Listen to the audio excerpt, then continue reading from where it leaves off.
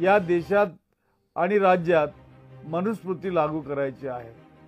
सध्याच्या काळात धर्मांध विचारांच्या लोकांकडून राज्यघटनेला धोका निर्माण झाला आहे। संविधानिक मूल्यांना पायदळी तुडवून राज्याचा कारभार चालविला जात आहे।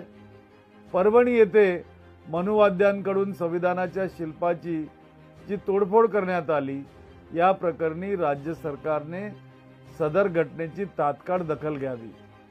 या घटनेच्या आरोपीचा मास्टरमाइंड कोण, हे दंगलीचे कृत्य षड्यंत्र रचून तर केले नाही ना, याचा सखोल तपास करून आरोपींवर कठोरात कठोर कारवाईची मागणी या प्रसंगी मी करतो।